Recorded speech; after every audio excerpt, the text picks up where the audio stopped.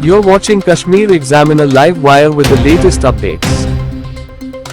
People's Democratic Party President and former Chief Minister Mehbooba Mufti today hit out at National Conference over Halal Haram remarks, asking them who made elections haram for Jamaat-e-Islami and others in 1987.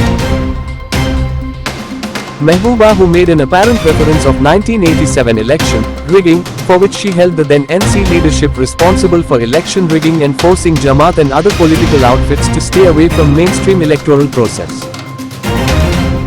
نہیں دیکھیے، مجھے حیرانگی ہوتی ہے کہ national conference Jammu Kashmir کو اپنی سلطنت سمجھتی ہے کہ یہ جو حرام حلال کا سلسلہ تو انہوں نے شروع کر دیا 1947 میں، جب مرحوم شیخ صاحب کو پہلے چیف ایڈمنسٹریٹو آفیسر بنایا گیا جموں کشمیر کا اور پھر ہندوستان کے ساتھ جڑے تو تب حلال تھا الیکشن.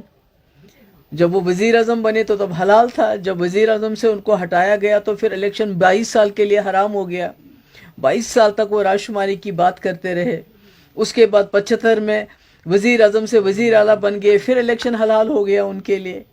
اور اس کے بعد 87 میں جب یہاں جماعت اسلامی اور دوسری جماعت اسلامی کوئی پہلی بار الیکشن نہیں لڑ رہی ہے، سید علی شاہ گیلانی صاحب مرحوم بہت پہلے سے الیکشن پروسیس کا حصہ تھے، مگر 87 میں حلال کو حرام کس نے بنایا ہے جماعت کے لیے الیکشن کو، یا دوسری جماعتوں کے لیے یا مف کے لیے؟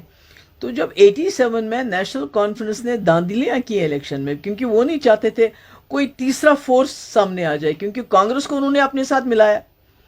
تو جب تیسرا فورس سامنے آیا مف کی شکل میں تو انہوں نے داندلیاں کی، جس کی وجہ سے جتنی بھی اور جماعتیں پولیٹیکل پروسیس کا حصہ بننا چاہتی تھی ان کے لیے انہوں نے الیکشن کے دروازے ہمیشہ کے لیے بند کر دیے. اور تب سے یہ جو حلال حرام کا سلسلہ تو انہی کا شروع کیا گیا ہے. 22 سال تو یہ لوگ الیکشن میں حصہ ہی نہیں لے رہے تھے، کہہ رہے تھے ہم نے رائے شماری کرانی ہے، ہم نے جموں کشمیر کو آزاد کرنا ہے، ہم نے پاکستان کے ساتھ جانا ہے اور الیکشن لڑنا حرام ہے. تو مجھے بڑا افسوس ہے کہ اگر جماعت اسلامی الیکشن لڑنا چاہتی ہے بہت اچھی بات ہے. جمہوریت خیالات کی جنگ ہے اور اس میں جب جو چاہے آ سکتا ہے، اور ان کو میں تو سرکار سے یہ بھی کہتی ہوں ان کا بین ہٹایا جانا چاہیے. ان کے جتنے بھی انسٹیٹیوشنز ہیں، ایسٹس ہیں جو آپ نے فریز کیے ہیں، کنفسکیٹ کیے ہیں، ان کو ڈی فریز کیا کرنا چاہیے، ان کو واپس کرنا چاہیے.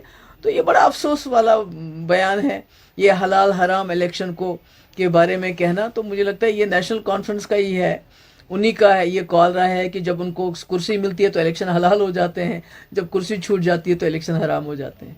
شکریہ.